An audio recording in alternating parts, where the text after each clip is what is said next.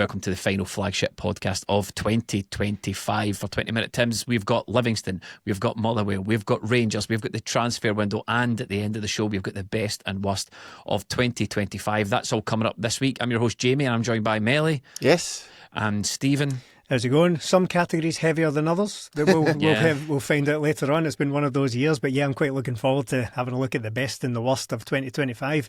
But we're in the little weird Christmas period just now where can't tell what day it is, but the only reason I know that it's Monday as we record is that I had a responsibility to take care of for the first time in several days. So it's good to get back into action, even though we're all feeling a little bit overindulged at this time of year, shall we say. I think, Melly, we saw some of the best and worst of 2025 just in that 90 minutes against Livingston. Yeah, it was a strange old game. If you were not a Celtic fan, it would be probably entertaining, but looking back on it, it was exciting, but it just, because of the run of results Celtic have had, it was a oh no, not again, yes, oh no, not again, yes. And it just continued on like that. But I think we can see from that game some of the things that are going to work, and again we can see some of the things that aren't going to work, and hopefully with January coming up we can change some of the things that aren't going to work. But I think there is reason to be optimistic with some of the play, but pessimistic with some of the players doing that play. I think, Stephen, that was my main takeaway from the Livingston game after it. I was just, my overriding thought was, God, get this manager some decent footballers. Oh, no doubt about it. And it just, we joked about it just last week about how this is the most important of all the most important Januaries we've had in the last decade. That it's crucial. It's never felt more pressing, more urgent than January, to the point where we're having debates in group chats and in our Discord and about how can we sign 4 or 5 players on January 1st? Is that possible? Can we get them in embedded Football clubs are allowed to do that. Football clubs are doing that. You're allowed, but scientists are more concerned with whether they could rather than whether we should at the moment, if they're the other way around. So yeah, we're going to need players very, very soon, whether it's even feasible that you could do it for the very important fixture we've got right at the start of January seems pretty implausible. But I think judging on these games, yes, they're absolutely wild. What was it? It was 4-2 at half time, 2-2 after 10 minutes. It was absolutely wild stuff. And it might just have been one of those games. There was a couple of them towards the start of Ange's tenure as well. I think, was there not a 4-2 against Dundee that was quite mad as well? So again, I don't like to make the direct comparisons, but we are taking it very much on a one-game basis at the moment. Aberdeen was quite encouraging. Livingston was crazy. Just need to see what's served up next, to be honest. But you're absolutely right. It is now of utmost importance to get players in. Doubt cast about that all over the place because there's various rumours flying around about Paul Tisdale as to whether he is on holiday, on gardening leave, has chucked it all together. I've seen it all, but we've spoken about that. To be honest, all of that, based on the last transfer window, is good news. I would take any of those options. We spoke about this in recent podcasts as well, that if you're in a bad place as a club, as a team, as a supporter base, that's when all the rumours come rushing in, and you have to just kind of sift through the ones that are less plausible from the others. But that's the position we're in. We're getting daily forwarded many times about the position of Paul Tisdale. But one thing's for sure is, at the time of recording, haven't signed them, nor are we even really being credibly linked with any players. So yeah, see, before we move on, Jamie, see on that, I was going to ask you, like the Aberdeen game and the Livingston game, we won and it was good, but the Dundee United game, the other games that Wilfred Nancy's overseen, obviously if the result had been different, it would have been a lot better, of course, but Celtic were creating a lot of chances in every one of these games pretty much, bar the Roma game and the Mirren game, the cup game. But it's got to the point now where genuinely it's not easy, but it's exciting to watch Celtic now. We are creating chances, and yes, we are open at the back, and hopefully we can start scoring goals and conceding less, which would be lovely for everybody. But compared to what we were watching earlier in the season, where there was so many times where I thought we could be playing for 3 hours here and not score, this is better But does it feel better?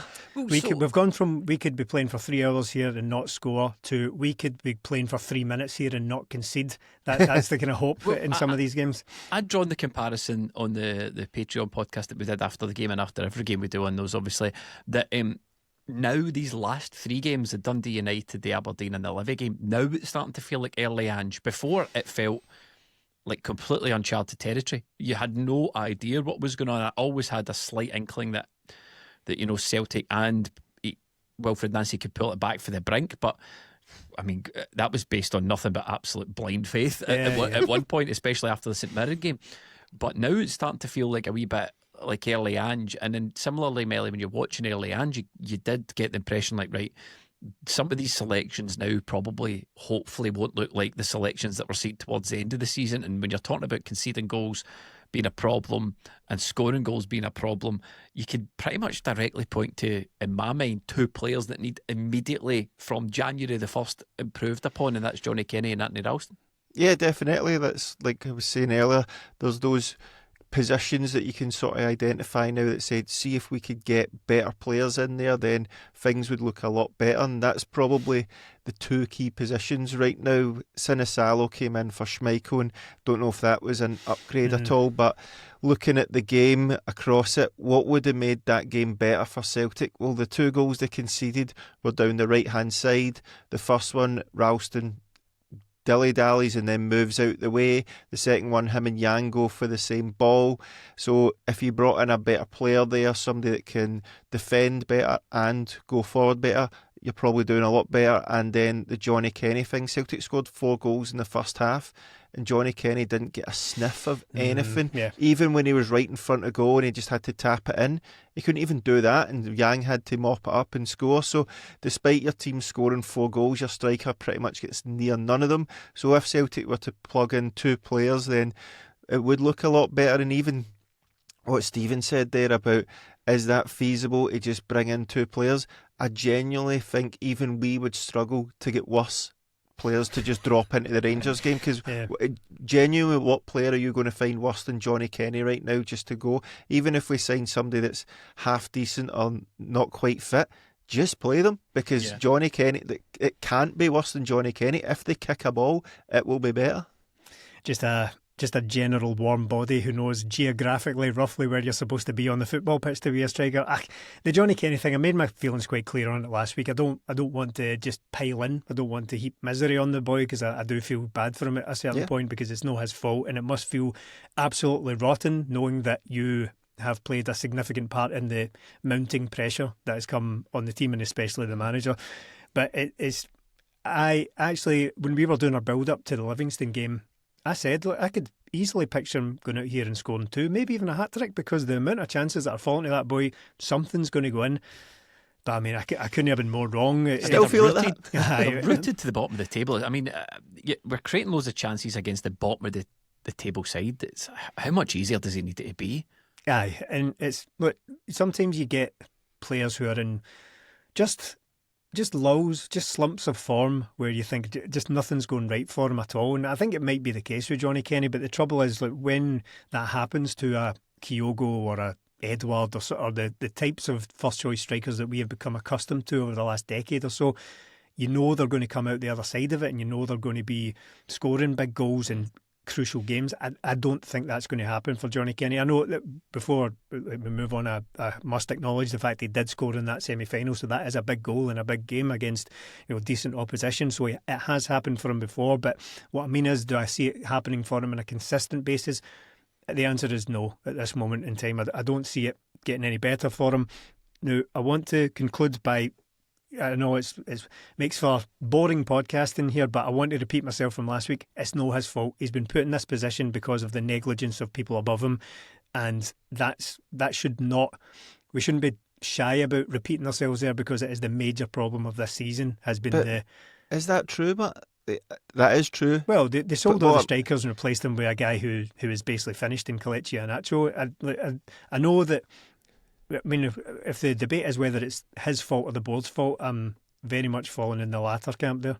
Yeah, but what I mean by that is, it's not his fault that he's playing and he's become the first choice up there, but it is his fault that he's getting nowhere near scoring for Celtic, despite being in these positions. These aren't difficult positions. Yes. They're not. He needs to dribble past 2-3 players. All he has to do with most of these is tap it into the net, which he can do, and he's not doing it. I've been at the coaching convention. I've seen Johnny Kenny doing finishing drills. He's a decent finisher, but he's not doing it right now. So that is his fault. I'm glad you said that, because that's two separate issues, and you're absolutely right. What to be clear, what I meant was it's no his fault he's in this position, but you are right that the situation and the actual technical side of it are two different things, and he is to be held accountable for that. What I mainly mean is that it shouldn't be Celtic's first choice striker, and that's just an absurd situation to find yourself in the middle of I was going to say really important season. They're all really important, but this was a choice. It was a choice to sell all the strikers. Brought back a year ago about now, wasn't he? Oh, yeah, in January. Must have been. Signed in 2022, I think it was, and did some loans. Yeah. Just part of me is also listening to this debate that we're all having, and I'm like, well, yeah, you could feasibly then the way Celtic is just now, you could I was about to say abolish, but I can't remember the word I was trying to say. But you could absolve any footballer, any player in the Celtic squad right now being crap just by saying it's not his fault. We've not signed anyone else. I mean, the fact of the matter is, Johnny Kenny put pen to paper on a new Celtic contract. He obviously sees his future. He sees his future here. He's a bona fide Celtic player. He's 22 years old. He scored 20 odd goals in 30 or 40 games for Shamrock Rovers. He's not some plucky 18-year-old that we've shoved up front. He's a 22-year-old professional footballer who's just signed the second contract for Celtic, and Celtic are creating chances for him, and that's the big thing, isn't it? That's the game. That's the gig. You're going to get slaughtered if you're not putting these chances away. And you're right to point out, Stephen and Melly, you made the point as well. Like, some of this stuff is just, we were posting the shot maps on X just to illustrate the point. He's missing things from 3 and 4 yards out. Is it a concentration issue? Is his head not in the game? Like, how much better does Johnny Kenny have to be those to put these away? They're desperately cruel, those graphics as well, because there are, in those graphics, if you haven't seen them, it's basically just a dot where the player is and a line where the ball goes, and it's quite often towards the corner flag, or he's in the dead centre of the goal and it goes wide. But there are no other players included in the graphic. It really just looks like a little blob in the middle of the box shooting left and to be fair, that's what a lot of the shots look like. It's not like they're ricocheting off defenders, or he's having to take a touch and pop it through somebody's legs and chip the goalie. Like, the ball's getting fizzed across goal, it's coming out to him and he's going whomp. He's like, the shots are going like that. Some of it's comical to watch it, but it would be comical if it wasn't so serious. And it's a tough, because you don't want to go in hard on somebody, because he obviously is trying his best and it's not working out for him. But if it's okay, he's not watching. I know.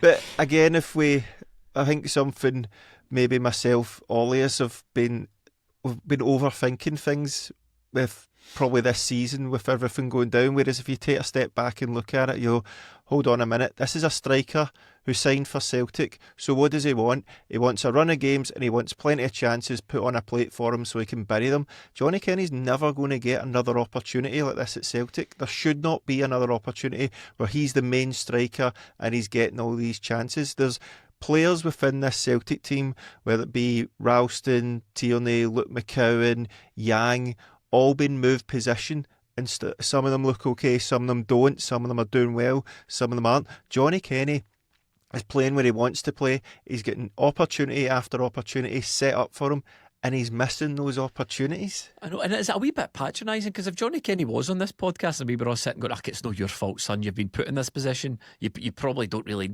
deserve or want to be here, he would turn around, no, I want to be here, I want to be on the end of those chances. This is a chance, and he's not taking it. So this is the run of games that everybody wants for players, isn't it? He's getting it and he's not taking the opportunity. It's the Bernabei thing all over again, isn't it? Because I remember at various points, it was Greg Taylor got a bad injury when we still had Bernabei, and we thought to ourselves, this is it. It's a clean run. He's going to play for the rest of the season. There is simply no other option at left back. And then within about 2 games, he had Ralston at left back, and all sorts was getting attempted. Now, the trouble with the Johnny Kenny is we don't have any options to do that, so we need to basically keep playing him, or maybe Shin is the answer. I don't know. It doesn't seem like it. Doesn't seem like any. Well, narrator. Depends what the question is. Yeah. So it's. It might be a pub quiz question in the future. That's the best he's got. It's very unfortunate. But I keep coming back to the same point, that the board sold all our strikers and have left us with Johnny Kenny up front, and this was always going to happen in a lot of ways. You could point back to the summer transfer window where they chose to sell Adam Ida, and it wasn't going to work out for him long term either. It just absolutely wasn't. He started the season looking like an absolute donkey, Adam Ida, and I don't think things have got much better for him down in Swansea either. But the fact is, we needed two strikers. Or we needed a striker, then sold Adam Ida. I think, right, you need two. And then what they did was they signed Kelechi Iheanacho later on. I don't disagree. I take your point on, but I would have more sympathy for that argument if we were given if Johnny Kenny found himself in a situation where he was having to get the ball deep and beat three guys and put it in the back of the net, and then he'd be like, it's no fair on the guy, we're not creating any chances and he's not scoring goals. But I mean, I don't say this flippantly, I do get the feeling that had some of the chances been created for either of us three, we would be exceeding Johnny Kenny's goal tally by now. Maybe he's just in a bad, if I wanted to be fair to Johnny Kenny, which I'm reluctant to do because sometimes people don't like to hear the other side of the argument, even though I think it's beneficial when you want to actually get to the heart of the matter. If he's having a crisis of confidence and those balls are coming towards him, he's second guessing himself at all times. He's second guessing, or he's pausing, or he's expecting somebody to take the ball off him, and maybe he just needs to be more cutthroat and more ruthless. That's the best I can offer. But as a Celtic fan watching him, I kind of don't care. I just want a better striker in there to score some goals for us. Aye. In the interest of balance as well, just on that specific game, I thought Dyson was terrible. I thought he was snatching at things, taking terrible touches. But again, that's the problem, is that he doesn't fall into the same category as Kyogo or Edward or any of the other names I might have mentioned or at least alluded to earlier on, in that the proven goal scoring record is there. But not to the same extent as those guys, but Dyson is a proven goal scorer at times, and certainly in the last year or so. So it's not shown up as badly, because you know that even if Dyson's having a bad game, he's going to work hard and make things difficult for the opponents. I just don't think Kenny can offer that at all. I know they're different positions, they're playing at the same time and they're not playing the same position, but Melly, you've always seen maintained Dyson up front, and we've seen him, he has strengths up there. Kenny doesn't. Nah, I think you've always maintained as well, Melly, that if you're having a bad game, at least make it difficult for your opponent. Work harder, harry things, chase balls down. Johnny Kenny is doing that to an extent, but he was completely invisible against Livingston for basically the entire game. So, a very unfortunate situation, and needs addressed with great urgency. The reason I'm being so harsh on Johnny Kenny as well is because I kind of resent this thing that you see developing at Celtic, where substandard players just hang about too long. And I think if we're all in this camp of Kenny 2029 hashtag, yeah, but if we're all in this camp of, as a support, let's drive Celtic to be the best that we want it to be, we can't really be selective about, but we like him, he needs to say, if somebody's no good enough, we need to sort of discuss it a wee bit. And Johnny Kenny for me falls into that camp, and he is exactly the sort of player that hangs about too long. He could end up being another Scales or another Andy Ralston, and Ralston for me is another one that, Scales didn't play against Livingston, but Ralston's another one where if you just supported Celtic, if you started supporting Celtic tomorrow and you watched that game, you'd be like, get rid of him. Yeah, and there's no defence.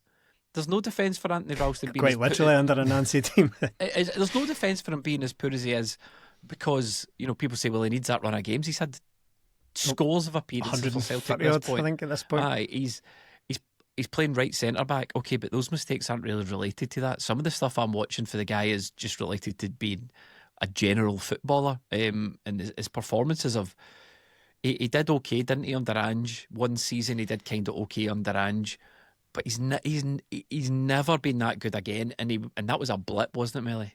Yeah, and that's Stephen's always mentioned it over the years of doing the podcast, is keep these guys as backup that can be used for any of them.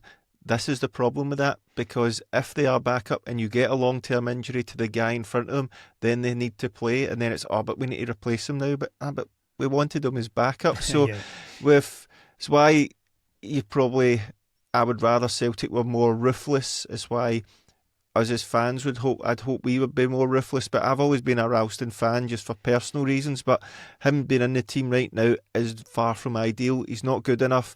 And as you say, the mistakes he's making aren't the ones as usual from him on the ball or going forward. It's the stuff that he should be okay at, decent at, which is being a defender.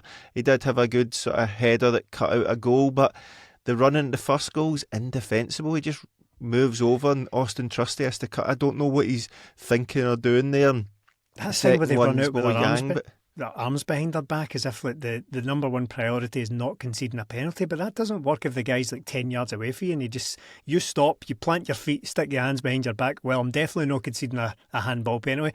And the guy just runs straight past you because you've planted your feet. It's very odd. And he did the opposite of that at Livingston, kind of. He did the thing where he had his hands behind, but he didn't go out to beat the defender doing that. He just backed off and stopped, backed off and backed off. It was bizarre. My personal highlight was when he was... So I try my best where possible, because I do accept that I think after the first couple of games what I said was, look, there are individual mistakes in this team, but also concluded that, right, the system might be making things worse. It might be intensifying things on these players as well, and it's showing up individual mistakes and deficiencies they have in the makeup of their game. So I try my best to separate those out, but there was a moment where Ralston was in the right back position, so it's nothing to do with the system really. He was in the right back position and he had about a 5-yard head start on 33-year-old Scott Pittman, who absolutely just blitzed him for speed on the wing, ran straight past him and got a cross in. And I thought, this, like, one of the slowest players I think I've ever seen in my life, and that's nothing to do with the system. It's just his, well, what's the word I'm looking for? Yeah, physiology. It's physicality. That's the word I'm looking for. So that's just hardwired. There's no really any way around that. That said, I do appreciate this is not a case of saying, the system's absolutely fine. I mean, clearly not, or hemorrhaging goals all over the place. But I think it's appropriate to separate them out occasionally and say, but did the system affect these mistakes? The answer isn't always yes. Some personal responsibility for the players, isn't there? Yeah. You've got to look at it, Melly. Yeah, again with the first goal, even if Ralston's the right back in a back four, the fact is, go and meet the player, get out there as quickly as possible, make it difficult for him to have a shot. He doesn't do that, and look, we can try and work around this. I'm not having a go at Scales here because people think I do that, which is fine, but the game against Dundee United, when he comes on and he's in the final third and he makes a 2-yard pass to a Dundee United player, and it's the same for Ralston here. It's the fact that he shouldn't be in that position, but it's a 2-yard pass. It doesn't matter where on the pitch it is, and it's the same with Ralston, it's the same with certain players. If the ball is in a dangerous position, you go and meet it. If you have the ball 30 yards for goal, you should not be misplacing a 2-yard pass. These aren't deficiencies that happen in your position. These are just deficiencies as a footballer. So we have to be better at doing the simple stuff, because that's the basics there. Going out and meeting somebody, closing down the cross or stopping the shot, that's the stuff we're asking for here. We're not asking them to power up and down the pitch and whip in a cross, the same with Liam Scales or Yang or anything like that. We're asking people to do the basics here, and they're not quite meeting that. I think, Emily, if we're going to improve this team, though, in the window, and I think it's undoubtedly that we need to do that, we're going to do it quickly. There might be an argument, is there not? You're laughing. There might be an argument, guys, for not just maybe looking a wee bit closer to home. Seeing in the league if there's anyone that can improve the team. There's been links to CAMMY DEVLIN in recent weeks, and I'm not particularly against that. I know some people are, but we'll get to that. And we were linked with the midfielder from Hibs whose name escapes me just Josh before Mulligan. we came on. Josh Mulligan, just as we came on to record there. Stephen, you encouraged by any of those links? Or is there anybody else in the league that you think would do a decent job for us? Because that's an easy one, isn't it? If they're playing, they're match fit, they're here in the country already. If you signed one of these guys, and I think they're both available on pre-contracts at the moment, if I remember. No, Josh Mulligan isn't. He just signed for Hibs, but CAMMY DEVLIN is. I mean, if in this fantasy land it doesn't really exist, they could be playing against Rangers on the 3rd if you get your business done quickly. So there's a number of different types of transfers that could occur in January. One is should Nancy bring in players from Columbus Crew or the MLS, the market he knows, a la Ange, right? That's what everyone I think would probably be, well, probably not everyone, but some people would be encouraged by, to bring in players he knows for the system. That'll be the case, aye. But the problem with that is they're not playing at the moment. Their season's finished. They have not begun. Middle of November, wasn't it? Yeah, they've not begun pre-season or anything like that. So what you're really looking at is players who, at best, will be a good few weeks off, having played last, not fully fit, and hoping to parachute them into a struggling team in the hopes that they hit the ground running straight away, which I think is fanciful at best. That's the type of transfer we could see, which isn't great at this time, especially when we're absolutely desperate to get players in on basically January the 1st. Again, right, strap in. There's that type of transfer. There is protracted negotiations with players, with teams who don't want to sell good players in January because of all the stuff that, yes, we joke about, but sometimes can be true about how January's a difficult window to do your business in, particularly when it comes to trying to improve your team or rather rebuild your team rather than supplement it with the 2 or 3 bits of quality we're usually looking for. That's the type of transfer that could occur as well. Or, as you've put it there, Jenny, guys who are a bit closer to home, who could improve the team almost immediately and have been playing. So that's the one that makes the most sense. That's not necessarily... It's a bit low risk, that, as well. Provided they're good. Yeah, and what I said last week when we had our debate about our January wish list, I said that I'm trying to live in the real world as much as possible. Now, normally I'd be concerned about players, domestic players, being able to make the step up to Celtic, but I'm like, what step up? That's never been less of a jump than right now. So it wouldn't be the road I would like to go down ordinarily, but I'm trying to live in the real world, and there are players who I think would improve Celtic at the moment. CAMMY Devlin has had a brilliant season for Hearts. Objectively speaking, one of the best players in the country this season. I think that's pretty undeniable. Top of the FOTMOB ratings, CAMMY Devlin. Is he? Right, okay. Yeah. Well, there you go. That's the real quiz. And but he's been good. Of all, Hearts, there's been obviously a lot of attention on their front 3 or 4, including Braga and Kizarides, Shankland. I think, is it Magnuson plays just behind that. A lot of focus on them, but if you look at Hearts fans online, they've been raving about Devlin. So as much as he is, it's one of these he's a wee shithead, isn't he? A wee shithead. One of those good old-fashioned wee naffs that you would probably like to have in your midfield, but you hate him otherwise. But I think we need them just on the stats for CAMMY Devlin. People aren't. So one, there's no stat for being a wee shithead, but I just think it's been such a long time. He'd be top anyway. It's been such a long time. A wee spew, as your auntie might call him. Yeah. It's been a long time since we've had a wee shithead in the team that I think we could do one. So we've got CAMMY Devlin leads by far the tackles per 90. And he's second in the interceptions per 90, and as I said, he leads the overall FOTMOB rating. So he's like that wee tigerish little bastard in midfield that's winning the ball back and snapping at people's heels. And I think Celtic could really benefit somebody there in front of the defence that's just breaking the play up and being annoying and winning the ball back and giving it to the footballers. I think that would really benefit us. Does he immediately step into the world of Celtic though and realise that doesn't fly at Celtic? That's a talent. That's a quality profile for other clubs when you can get stuck in and make tackles and dig in midfield. We loved that under Scott Brown, didn't we? I'm not saying CAMMY Devlin is Scott Brown, but we've not had it since. No, I'm just saying the refs tolerate it when the strip changes colour. I'm not entirely sure, but yeah, CAMMY gets away with a lot right now, doesn't he? True. I'm not against it. Again, I'm trying to be realistic. I know that it's not the type of signing I would be wanting to make in kind of normal circumstances. I think he's going to be 28 soon. It's not really the kind of age profile that Celtic look to sign either. But if he's already made... It also reminds you that everyone else we sign is absolutely shit. Yeah. So you might as well go for someone that you've seen and someone that you know and someone that you think's a decent player. What I suppose what I'm saying is you can have CAMMY Devlin and everything you know about him, or behind this door here is mystery footballer from a mystery league somewhere else that we've scouted for a year. That's on a list in Paul Tisdale's desk. Whether or not he's here to read out the list is another story. But sold, bring him home. And also, it's been a long. We've not done Aussie for a while either. We've not done Aussie. It's a terrible shame that I think since Moy, we haven't had any right good Aussies in the team. So yeah, you've convinced me by bringing Paul Tisdale into the conversation at all. You have convinced me to just go out and get somebody we've heard of that's up the road and can be in time in the next couple of hours to play a game. Let's get it done. So the other one you mentioned there was Josh Mulligan for Hibs. I actually quite like him, and I liked him at Dundee, and I know he's versatile. Can play a number of positions. I think chiefly plays in midfield for Hibs, but he can and has played right wing back, which obviously, the obvious suggestion there would be they would fulfil that role for Celtic. But yeah, I quite like him. Quite physical, good player. He's caught the eye before.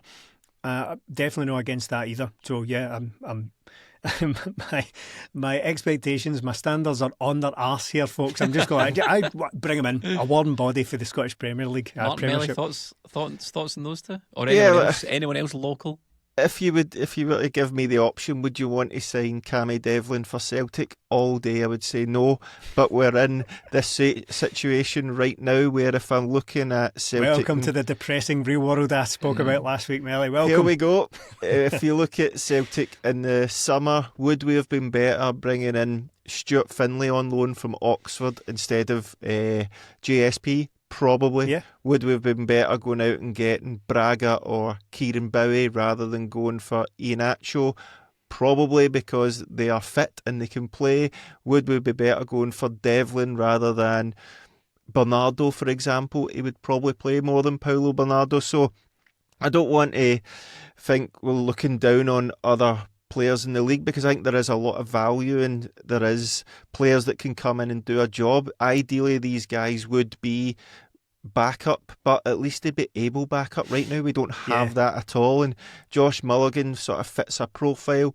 We could have got him in the summer for nothing, but we're not going to be able to do that now. We need to pay for him, but he's got a good physical profile. Whenever I see Hibs play, whether it's against us or in the Edinburgh Derby at the weekend, he's always in and around areas where I want to see players, and he gets himself into the box. He is physical. Wilfred Nancy did say that he likes players that can play different positions, so I think Mulligan fits that bill. The one for me as well, I wasn't sure him on at the start of the season. We were linked with him on deadline day, was Kieron Bowie, and I just thought, no, that's just because he's up the road. But having watched him a few times and having watched the Hearts-Hibs game, the Hibs-Hearts game at the weekend before we played, he's always an option. And what I mean by that is Celtic, when we see Johnny Kenny playing, is the ball doesn't stick, so it just bounces off him. The defenders get in front of him. Bowie gives the defenders a torrid time. He's always involved in the action.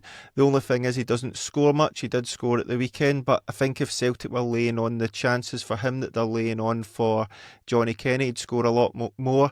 And I just think Celtic in this formation need a striker who's going to link up the play.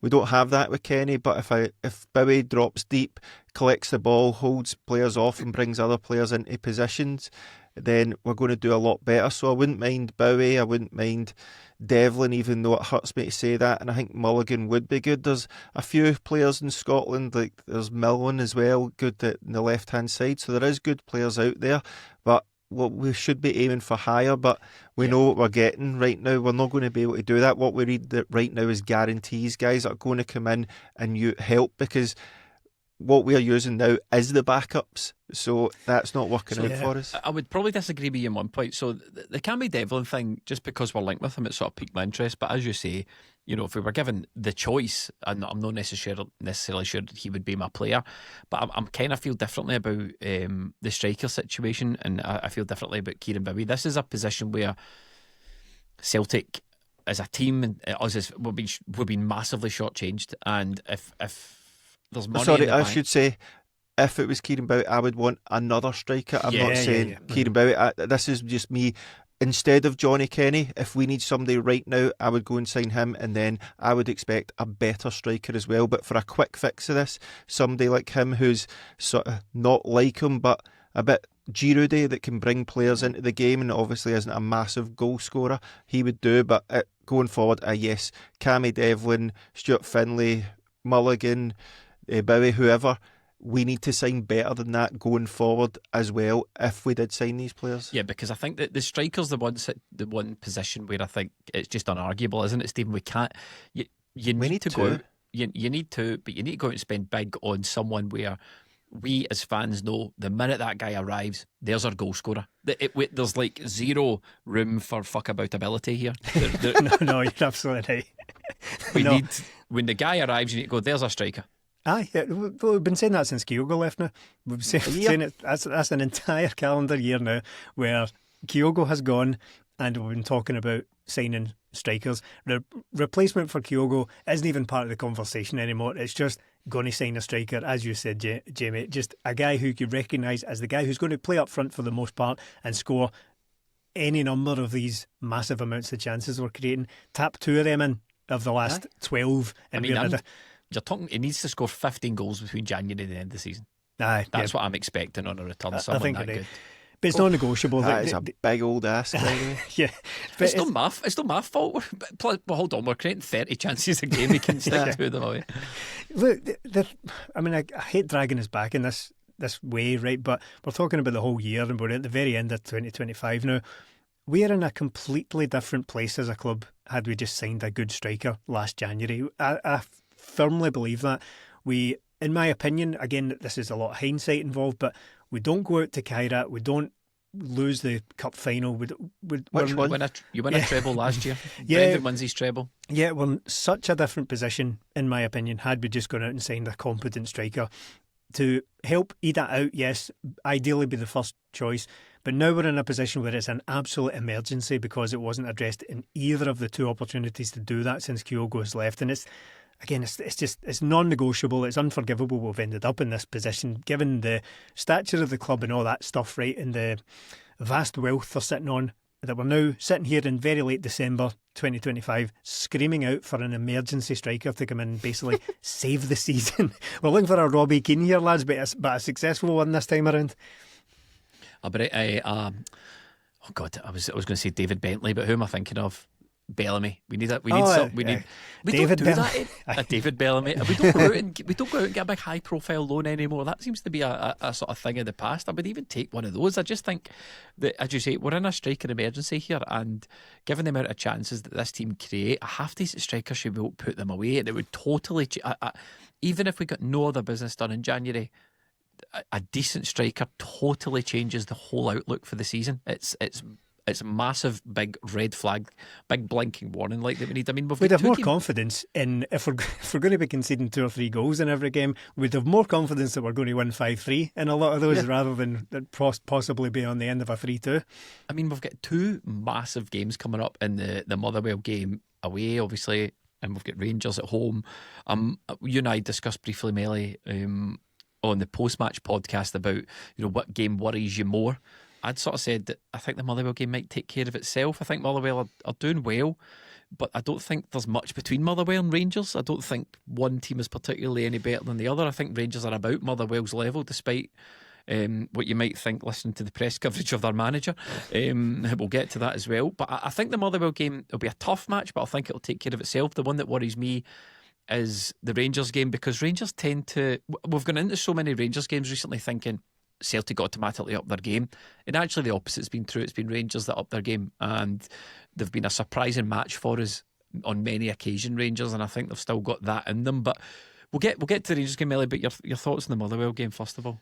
Yeah, this is the one that worries me more. I think the Celtic Rangers game more takes care of itself. Motherwell play good football, and maybe I'm talking myself out of this, but Aberdeen came to Celtic Park and tried to play football even when they went down to 10 men, and I think that's what Motherwell will do tomorrow night. They'll still try and play football, but the big difference with Motherwell is they've got players in the forward areas that can hurt Celtic. They are missing a player, one of their key players who's in the African Cup of Nations, but they are doing very well, and what they do is they create chances, and poor teams are doing that against Celtic right now. We've not really nailed that, losing the ball in transition and being tight and compact. So I think they will create chances against us, and the difference is I think they will take more of those chances or create better chances against us. So I do worry about Motherwell, but Celtic have got better players and they need to go and show their quality, and with the way Motherwell play, that might suit Celtic and play into Celtic's hands, whereas if it was a team that would go more direct and try and get balls in behind,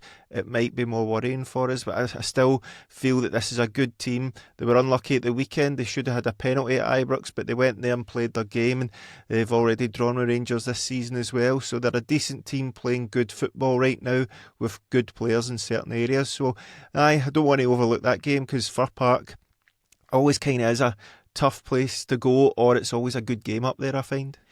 Yeah, and I can't disagree with any of that. I think Motherwell, if not for the fact that Hearts have been top of the league for most of it, I think Motherwell would be the surprise package of this season so far. I think they've massively overperformed their expectations, and the new manager has done a great job. So yeah, it is a worry. Look, that again, just dealing with the position we're in at the moment, I'm not confident not massively confident about any given game at all. I wasn't that confident about Livingston because I thought they were just going to cause us all sorts of physical issues, and it turned out to be a bit of a mad game. But Celtic deserved to win it. But I'm just, from each game to the next, I don't know if it necessarily proves anything other than incremental improvements in being able to create chances and attack.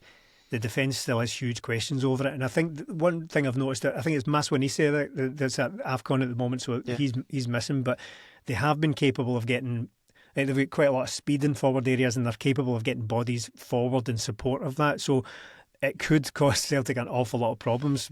And we're just back to the same subjects about how whether we can keep goals out at one end and whether we can score them at the other end. It ultimately boils down to that enormous cliche, but that's Celtic's number 1 and 2 problems at the moment. Take your pick as to which is more pressing.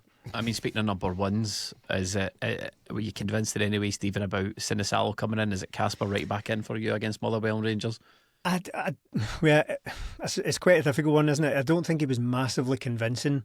I wouldn't blame him for either of the 2 goals. I think they were both good hits and both high, and one in particular went in off the post. Other than that, he was a little bit shaky. But again, that might just be the fact he's not played in ages.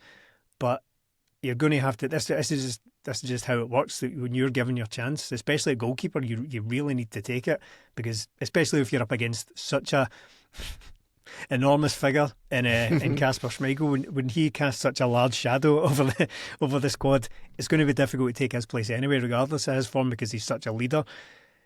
Did he do enough to do that against Livingston? I suppose the answer would be no. He deserves a go at it, but part of me does worry if we're really just overdoing it, because Kasper Schmeichel's been in such bad form. We're maybe overdoing it with a guy who would normally be a career second choice goalkeeper, and he's alright, but I don't know if he's ever going to be number 1. It's very scant evidence for that, but he's never struck me as being anything other than okay when it comes to his performances. There was a few things in the game that Sinisalo, I thought he there was a cross, I think, but again, Kasper Schmeichel's been guilty of being in no man's land this season, but I thought there's a few things he could have claimed or caught rather than punched them. It's a wee bit unfair when someone comes in, you're like, right, impress me, like immediately impress me. He didn't really do that, but at the end of the day it was just a run-of-the-mill game against Livy. Melly, you're making a face. No, that's the problem, isn't it? It wasn't the saves that he made, because he didn't really have to make any saves. If you're looking for a keeper to come in, and all I'm looking for from him is to come in and be commanding. I know he's going to have to make saves because he's a goalkeeper. I know he's going to have to make passes, but he didn't look commanding at all. He looked like he wasn't sure of himself when he was coming out. That one you're talking about, Jamie, when the cross comes in and it's a fairly easy catch, but he decides to punch it away, and it wasn't a great punch, which meant the ball comes back in. It's stuff like that. If he catches that ball, pressure's off and Celtic can take their time and get out. He didn't. He caused more pressure, and it just didn't feel like. And that, I don't think that's. It might be something to do with match fitness, but for me, that's something. If a keeper's coming in and he's a good keeper, he should just come in and be commanded and say, right, I'm going to do this. This is how it's going to be. I just never got that from him. And look, it is Livingston. It is a tough place to go. You know how they're going to play. Pitch is different, but I'm looking for my keeper to come in and just make me feel at ease, and I didn't get that at all with him. And it wasn't anything to do with his saves per se. It was to do with the sort of commanding of his area, and with the defence as it is now, with only one centre half, one guy over 6 foot. I don't think we can take any chances. But saying that, Kasper Schmeichel is causing us a lot of concern as well, but he's a bigger character, and even though Kasper makes a lot of mistakes, yes, I know he is a bigger character in many more ways than one, but even though he makes mistakes, I think he would deal with a mistake better, whereas I'm not sure Sinisalo would. He blames everyone else for it. That's how he deals with it. Yeah, passes them up. That's a certain confidence, but isn't it, in yourself? I mean, I'm looking at the odds here for the Rangers game. Pick your bet, pick your bookies rather. But Celtic are 7-10 on, which I found quite surprising. And Rangers are as long as 15-4 or 18-5 in some places. So maybe your hunch that the Glasgow derby takes care of itself. You're onto something there. And I'm not wanting to downplay them, but The Rangers can't be crap. They've got this brilliant new manager. But the Rangers are exactly where they should be when it comes to like XG and all that. They're not creating chances. They're scraping by victories where it's Motherwell should have had a penalty. Hibs, they beat 1-0 recently, missed a penalty towards the end. They've got a couple of late goals in there. I don't think it's been massively different from Rangers. They just seem to be getting results, and while that's a good thing, what they're doing right now is the way it's going to be. They'll win a couple of games and they'll lose. What's happening with Celtic right now is Celtic should be winning every game, but they're not. Rangers are doing what they should be right now. And do we see Rangers turning this around and going on a run where they start winning every game? Because that's what it's going to take for them to win the league. They're 6 points behind us, or they 9 behind Rangers, behind Hearts as well. So for Rangers to turn that around, they need to go on this winning run that shouldn't really come if they continue playing like this. They have improved slightly from Russell Martin, but they're still drawing weird games. They're still getting beat by Hearts. It's not that much different. It's 2 vegan managers, isn't it? Was Danny Rowe vegan? Yeah, but that's not been mentioned because he's not Russell Martin. So. I don't know. I have got to say, Stephen, the press coverage of Rangers' new manager compared to Celtic's new manager has been... I heard recently Graham Spears had apparently described the Glasgow press environment as one man. It doesn't matter who they are or when they are or how they're doing. One manager's the good guy and one manager's the bad guy when it comes to Celtic and Rangers. And as much as Wilfred Nancy hasn't had his troubles to seek, Danny Rowe, he's been floundering. He's been bang average. He's been almost, as Melly points out, really no that better than Russell Martin. Overall, he's not that impressive a figure, but he's getting off absolutely scot-free here. Oh, completely and utterly. And I would even go, I would say it's even well past that, to the point where people are actively going out of their way to talk up his achievements so far in taking over Rangers, and I don't really see it. And it's not really about them, but I think what you said there about the press coverage and the philosophy of that really rings true. I think it has just been decided. Now, of course, I take into account that Wilfred Nancy's results by and large haven't been good apart from the last week, but it was kind of decided on day one though. It was that a lot of people they just had it in for him as soon as he arrived in the country. Well, Rangers got 1 more point from us in our last 5 games. Is that right? One more point, aye. Well, funnily enough, I think it, as I say, I think it has just been decided, right? I think that it has been decided. I don't think anyone gives the order, but just in general, I think it has become... Danny Rowe is this methodical German efficient thinker. He's the strategist, and Wilfred Nancy is, he might get wins, but it's all over the place. It's a nonsense. It's a complete chaotic nightmare in there. They might score goals, but they're going to be ridiculous. That's the narrative now, right? So that has just taken hold. And in fact, I heard a podcast today, a BBC one, featuring a prominent Jambo coverer of Scottish football, if that is indeed a word. Not Ewan Cameron, but Ewan Murray, sorry, you Cameron. They're both prominent Jambos. So Ewan Murray, it's not that one. I heard it described Danny Rowe as having proven himself as a good manager and used the phrase racking up win after win after win. And it's just not the case. They lost to Hearts about a week ago. They drew with Falkirk. They drew with Dundee United. They've not been winning games. They've won something like 7 of the 15 since he took over. But that again, that's just less than half, Stephen. Yeah, so it is less than half. Check it for yourselves. But again, it's not really about Danny Rowe. It's about the difference in coverage. It has just been decided that Danny Rowe is the guy who's got it all going. He's got it all held together, and he's got the method. Right. Yeah, good. We've got confirmation, folks. Thank you very much. And it's just been decided that Nancy is this hapless, chaotic, I don't know, clueless idiot that's running around just scrabbling results together. So I found it quite curious that there has not only been again, I'm not going to criticise the coverage of Nancy too much, apart from that I noticed they've started doing that thing where every picture of him, the Neil Lennon thing, where every picture of him published on the BBC website is a deeply unflattering one of him wiping his nose and all that kind of. So they've started that stuff. But they didn't have to go all the way the other direction and pretend that Danny Rowe's results have been amazing. It's not the case. You can look it up. They haven't been winning that many games. Is it more than Russell Martin? Maybe marginally, but overall they've probably won about half of their games all season, and it kind of stays true today. Rumour has it one of those men wear a wig. That's just the word on the street, and I don't think it's a Celtic manager. Melly, you were about to come in there with something more important than that. Yeah, I don't know if it's more important now, but Completely unfounded. Don't know if it's true or not. Time will tell. We shall see. Looking at Danny ROHL's results, he's taken an absolute beating in Europe in most of the games and domestically as well. What's he come up against? Celtic and Hearts. He's lost both the games. Yeah. So it's not as if he's came in and looked much harder to beat and they're going out and battering teams. I think 3's the most goals they've scored since he came in. I might be wrong in that, but there's a lot of 1-0s, and look, you can improve the performances, you can't improve results. He is getting some victories, but I just don't see where this comes from, that he's this guy that's come in and solidified everything. Every big game he's been beaten handily. Yeah. So what does it mean for Wilfred Nancy though over these two games? Because he's not out the woods yet, Melly. No. Let's be honest. There's work to be done. There's games to be won. I have found it quite curious. People thought it was a criticism, and it wasn't necessarily a criticism. It was an observation.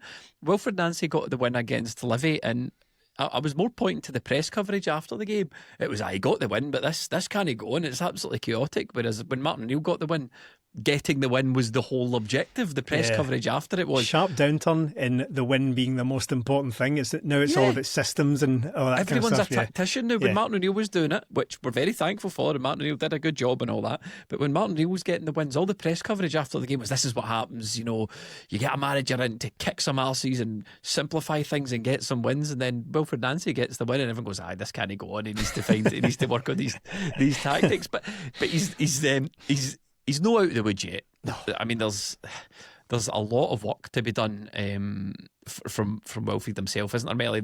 We know, we've discussed earlier on the podcast where the improvements need to be made. Spoiler alert everywhere. But what position does he? So say the worst happens and he loses both these games. Let's not dissect it any further than this. But say he loses both the games, Melly, what positions he's in? If he wins them, what position is he in? I think he's in a difficult position. Either way, some people just aren't going to change their opinion on him. If he loses both these games, it's going to be very difficult for him to come back from. But we've spent most of this podcast talking about the problems at Celtic, and we've barely mentioned the manager as being one of the problems. There's glaring issues all over the pitch. I think he's going to get January, he's going to get to the end of the season no matter what, and I think that's probably rightly so. But for these next two games, Celtic need to get, I was going to say at least 4 points, but I don't think they can really afford to lose to Rangers. I think if a manager loses to Rangers, his first sort of opportunity, it'd be very, very difficult for him to come back from, especially where we are right now and how he's already lost 4 games. But if we can get through the next week without losing, get 4 points across it, then I think it would be good, because we need to get players in, we need to help him here, but he has to try and help himself by getting results. But again, I go back to it, I look at the players and go, that's a big ask to put on a manager with this set of players. But I think I can understand what people are saying when they come out and say this can't continue, because look, we shipped 2 goals against Livingston, and it was 2 sort of calamitous goals that we shipped. And if you do look at it, those 2 goals probably were because of the system. Anthony Ralston in a centre-half position and gets his, I don't know what he's doing, he's got his bearings all wrong. And then you've got Yang going up for a header with Ralston because Yang's not looked over his shoulder and seen there's a guy coming in and trying to challenge for the same ball. That probably is down to the system. Did you not say earlier on in this podcast that the first goal anyway under Ralston wasn't down to the system, it was all him playing out of position? I've got to dig you up on that, because I feel like earlier on you said that was solely down to Anthony Ralston and no really the system. Yeah, I do believe that, because if Ralston is in the right back position and gets sort of moved across because the ball's out on our left hand side, he could be in that position as a centre-half or as a right-back. He has to get out to it. But the fact is, he is the guy closest to it. Whether he's a centre-half or a right-back, he should get out and do it. But he is a centre-half right now, and he's never been a centre-half. He's never played at centre-half, and that's because the manager's playing him there. So, yes, the goal comes because basics, you have to go out and close him down, but he's playing at centre-half at that point, and he's playing at centre-half when Yang's playing at right wing or right wing-back, and the second goal comes from that as well. So I can understand why people go, this can't continue, but look, we're creating more chances than we did under Brendan Rodgers and Martin O'Neill, and Yeah. that's because of the system. And I do believe we've not had a proper chance to work on it properly and work on the out of possession stuff. So if we can sort of tighten up a bit, we will get there. But that's not going to happen over the next week, and that's what the manager's got to navigate. Stephen, I mean, I kind of feel that Wilfred Nancy needs to tread really carefully. I think he needs to win both these games because he's What in does a that look like? But well, he's in a no, I'll tell you why. Because he's in a situation where when you're building goodwill and you're building something and you're starting to get buy-in, every setback kind of counts for double, doesn't it? You know, people are just starting to believe, the players and the supporters, and people are just starting to believe that this Wilfred Nancy thing's starting to bear fruit. But if he goes and loses to Motherwell and Rangers, you can put those wins down to a blip.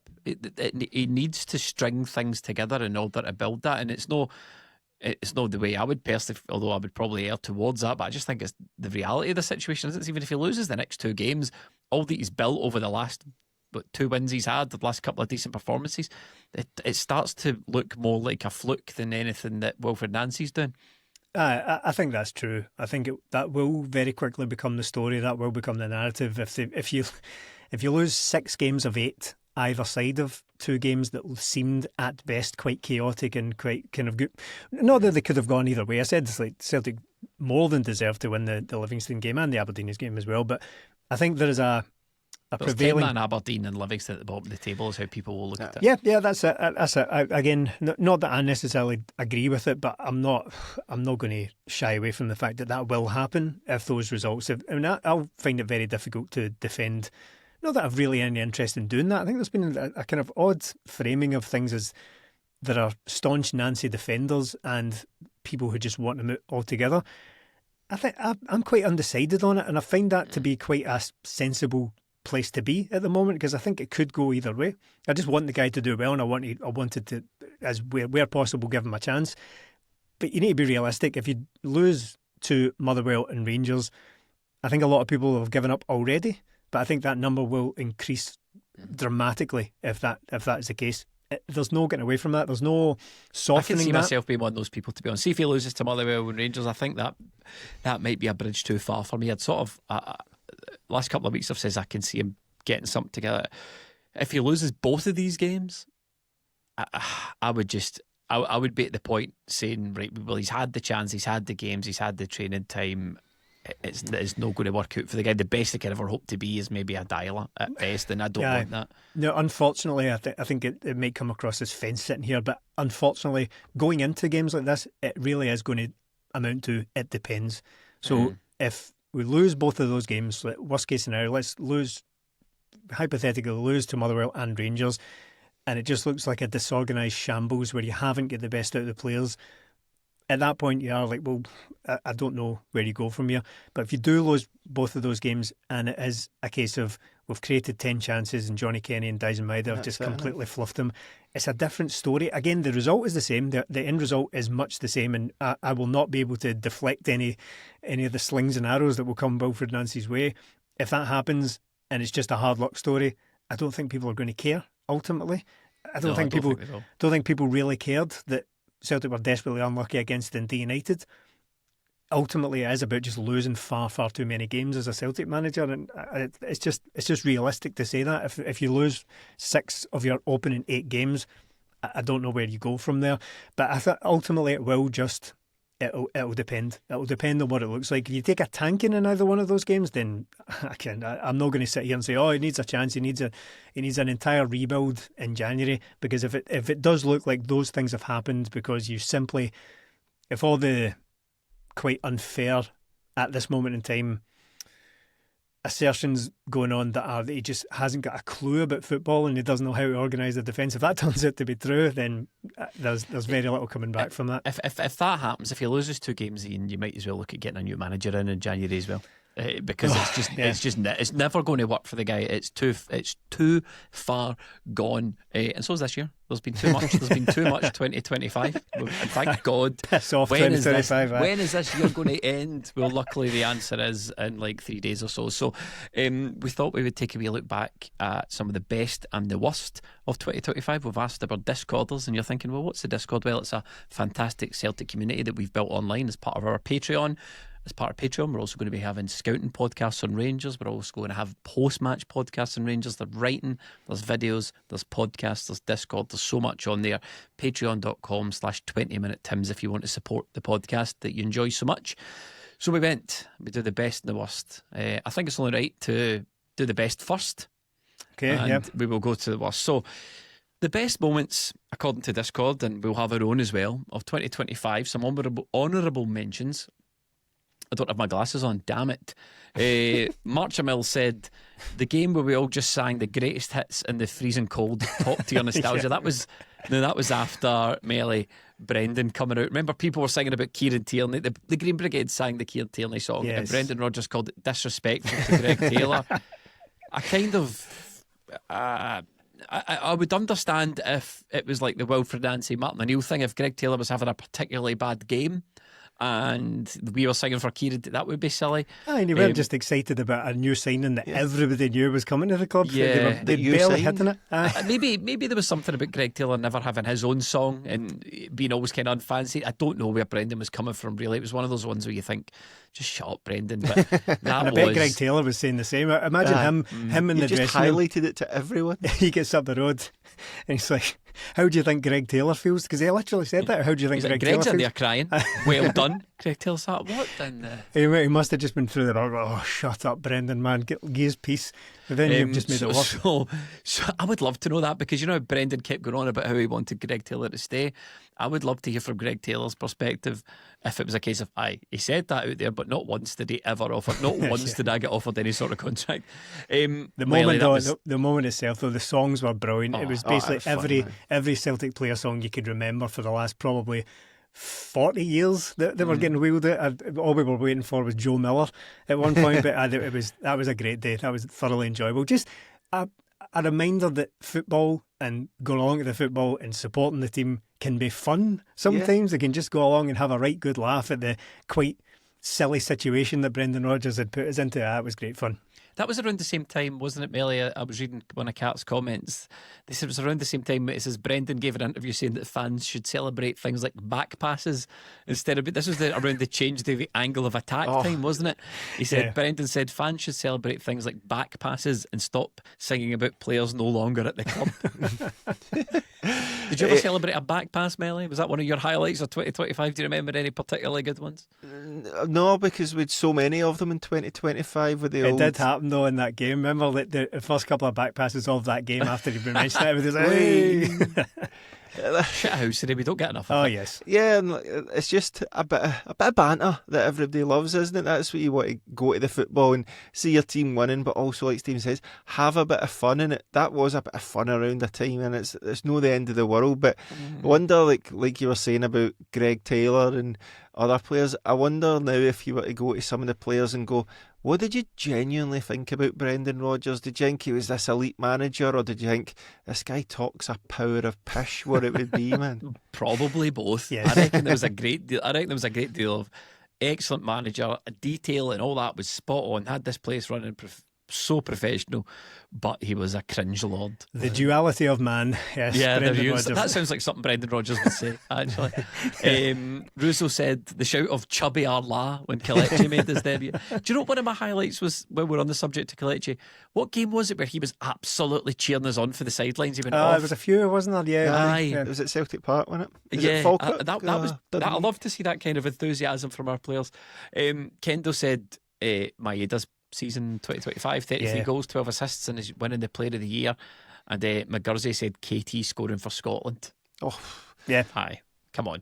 Huge moment, yeah. Delightful. Obviously not.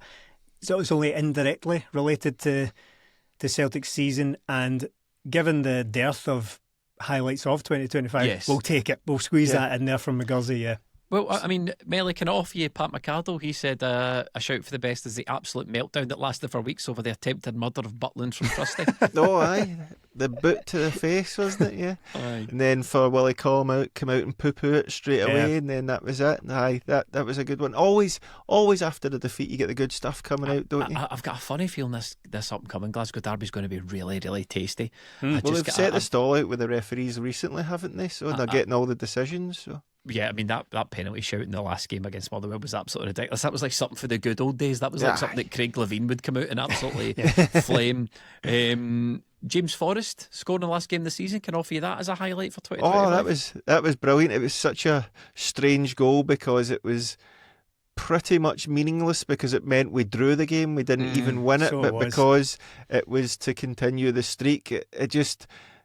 I don't know, it was a weird one because it wasn't a winner, but it felt like everybody wanted it to happen. And if you were going to say, oh, we get a last minute goal, who's it going to be? You wouldn't write it. Well, that's exactly what you'd write, and we got it. He got it with the last kick of the ball, and it kept it going. He's done it a lot earlier this season. That was up there because towards the end of the season was pretty poor, wasn't it? Yeah. And we had that to sort of cling on to at the end, and I was great for Forrest as well because one season out of 17 it would have been annoying, wouldn't it? Aye. That's amazing drama. That was a brilliant moment. Yeah. Ultimately in the cold light of day, largely meaningless because, as you say, Mel, it was a draw, but I mean moments like that are... Everybody went mental. Yeah, like, it's genuinely, what it's the crowd, the players, everyone. It's like, obviously the main thing in football is winning games and winning trophies and all that, but also Tell that to Wilfred Nancy. Still doesn't get it. But ultimately, it can be about these wee stories, these wee enjoyable moments along the way as well. And if you'd written that, you would have thought that's a little bit saccharine and a little bit far-fetched to give him it in the last kick of the league season when we'd kind of struggled for goals the whole game.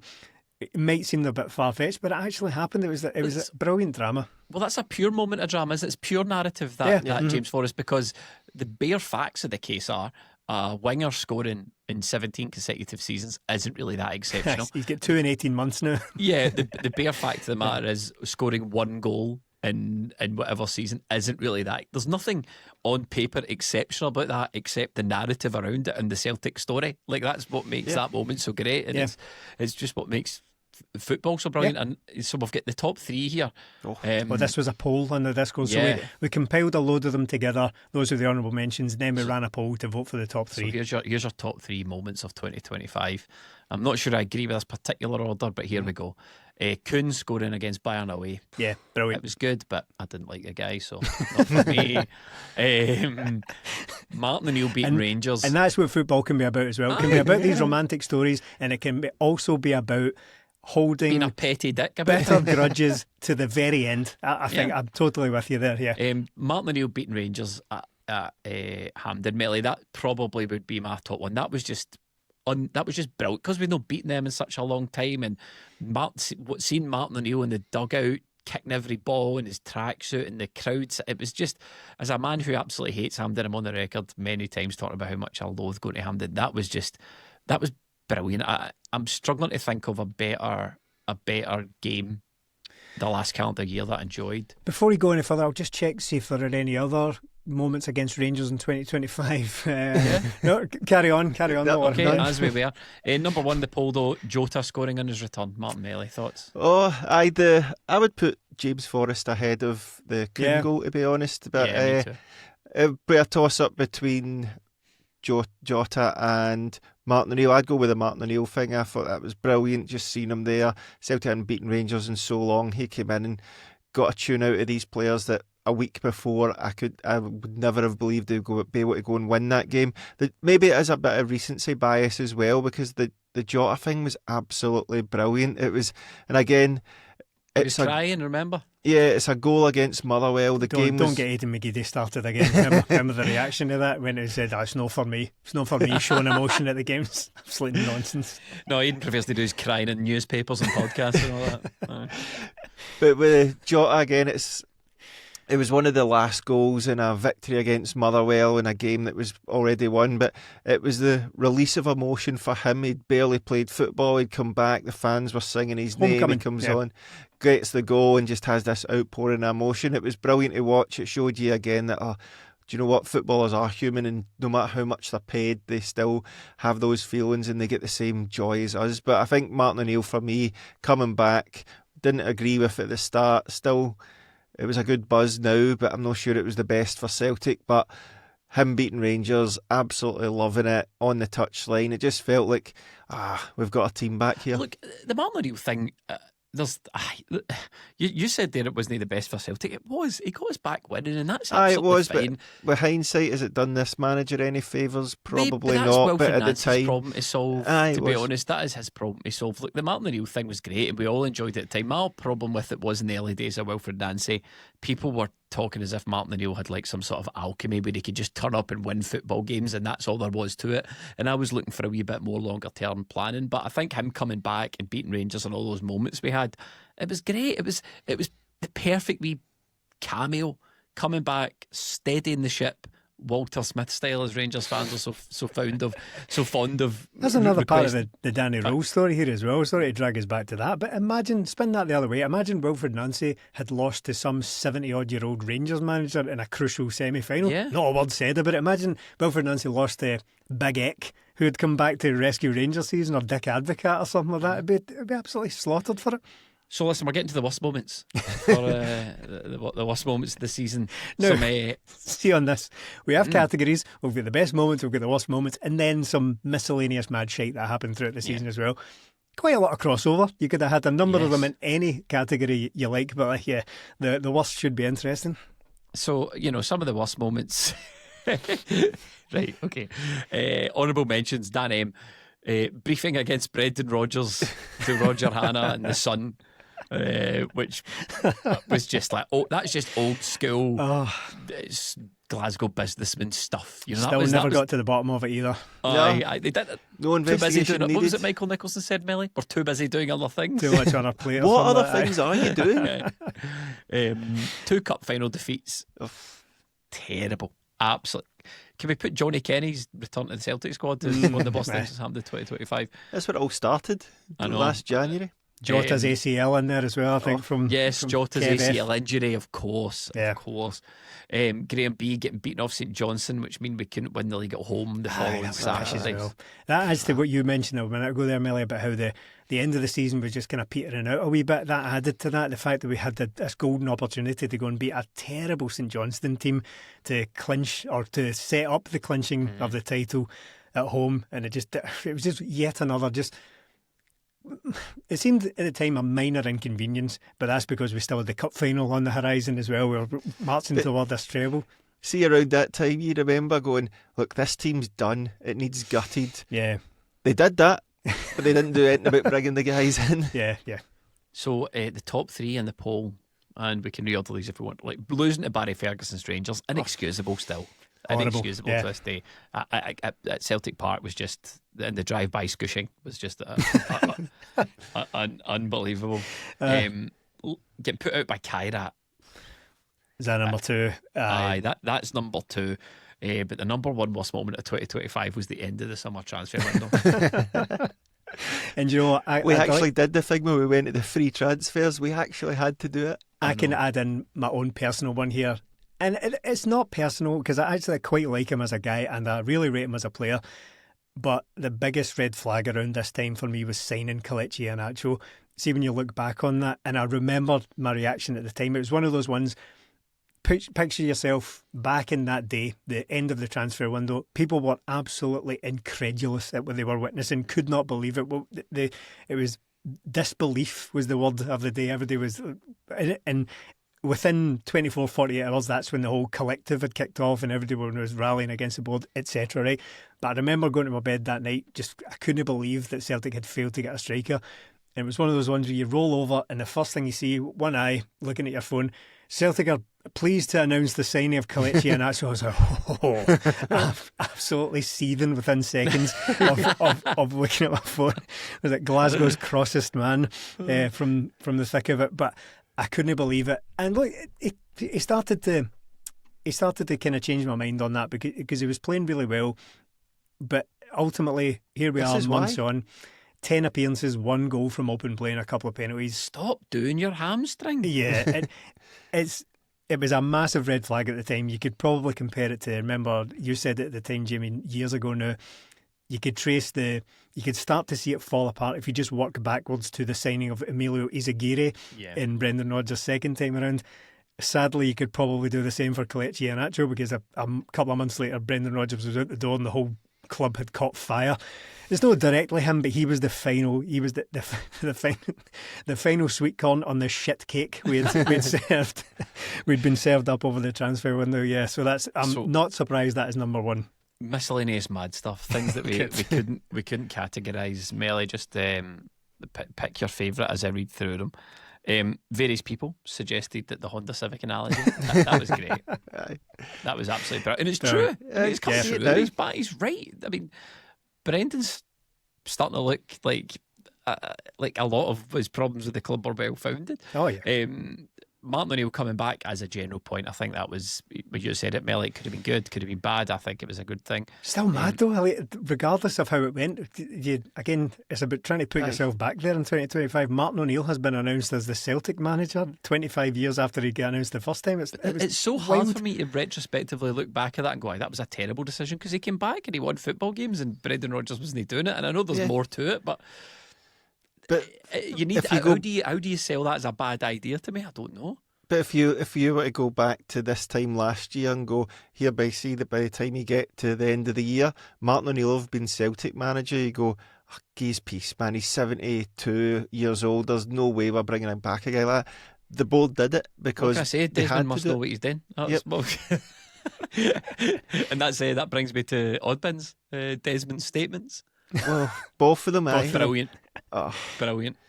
I mean, you're not going to tell me those were, but I mean, it's sort of the real life situation of Celtic. It's a horrible, stupid, pathetic thing to happen.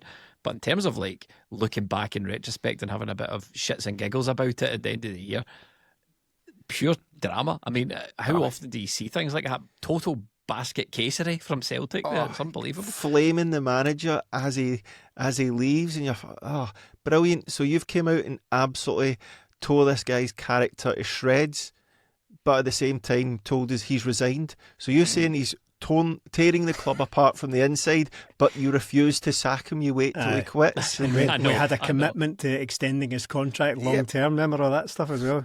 My favourite comes off the back of that is just, it's going to be, well, a couple of them. It's all this comes off the back of all this, but Michael Nicholson shrugged, but the Peter Lawwell just saying behave was an absolute beezer. I'll be using that for years, classics, man. So many classics that you should have went with my favourite grow up. You can't, as I've said before, you can't come back for grow up. If you're having an argument with someone, you tell them to grow up, there's no comeback. There's nothing they can do to come back for that. What could it have been worse, do you think? We could only speculate, we can only try and imagine, but do you think behave is better or worse than Camden? Behave's worse. It's behave worse. There's nothing worse than being told to Camden in the middle of. You could have called him a little worm, like Jim Hart called that guy. Oh, what a brilliant moment that is. What was it? So I see you little worm. That was Feyenoord. A laser pen or something. Look at this little worm with his laser pen. I see you. Which was the call. That is the most extraordinary piece of commentary, I think, definitely of 2025. A brilliant moment from a brilliant guy. We love Joe Hart. The final two miscellaneous shits we've got here, by the way, is Rodgers revealing that Yang needs his girlfriend to play well. I don't know if that means she's moved over permanently now, because the young man has been doing very well recently in Jamie's eyes. Such an odd thing to say after the game.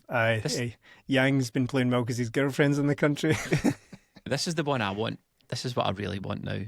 There's lots of things in Celtic lore that I want to get my hands on, but I need to see this Christmas video that they pinned off because Brendan Rodgers, because it's so obvious, isn't it, Melly, that they filmed the Christmas video? It's sitting somewhere and Brendan walks out and go, brilliant, can't use that now.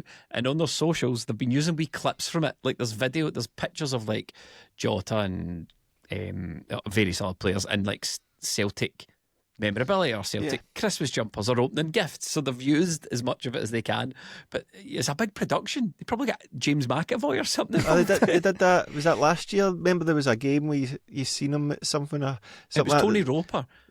Yeah, but there's been, you've seen bits of like Compton as well, like earlier in the season. You go, I wonder what that's for, and then it turns out to be the Christmas video. So there's definitely one in there. But do you not think it would have been even funnier if they just had a shoddily put Martin O'Neill's head on Brendan Rodgers for doing it? Just have a bit of a laugh with it, Get man. James Cameron involved. Yeah, Some Avatar action there. Just get AI involved. They don't employ Just put people it to do out. these. I know. Who cares? It's Just put it out. lost forever. It's going to be like that version that there's been rumours for nearly 30 years now. Do you remember Event Horizon, the horror film from the 90s? There's Terrible movie. Yeah, there's been. I'd quite like it. I've got you? fun. Well, I've got a fondness for it because I saw it quite young. But there have been rumours for basically since that was made that there was a different version of it that was so scary and so violent that it was making people sick and all that, and it's been lost forever. It was lost in a warehouse. That's what's become of the Celtic Christmas advert, purely because you try and destroy the club. You're a charlatan who tries to destroy the club, and they bin the Christmas advert over it. I know. What can you say? What's that line from Robin Hood? Christmas is cancelled. Yeah, that was probably Derbit in the bowels of Celtic Park, and cancel Christmas. Yeah, that's it. Listen, Christmas isn't cancelled; it's just in the past. But New Year has come. Happy New Year when it comes. Yeah, that's right. When it comes. That watches 20 Minute Tims, thank you so much for your support over the year. In terms of the podcast, pretty boring, but obviously it would be remiss of us not to mention this is the biggest year we've ever had in the podcast, and we're really, really grateful that you guys continue to watch us and continue to support us, whether that's on Patreon or if you just listen to it or you watch it on YouTube, well, or you contact us on Twitter. Great platform that, by the way, or any way that you interact with the podcast. We really appreciate it. It's great to see all your mostly positive comments coming in. And thank you so much to the continued legion of Rangers fans who seem to tune in every week, even when we're not watching you. But no, seriously, thank you so much. And I'm sure Melly would like to echo those statements. Yeah, of course. The support doesn't go unnoticed, and it's just nice. Even the bad comments, we like them sometimes. And everyone that says hello to us at the games and all that. Yes, absolutely. So thank you very much for supporting us, and we will see you next time in 2026, unless you're on Patreon, that is, because we'll have coverage of the Motherwell game and the Rangers game, and we'll see you very, very soon.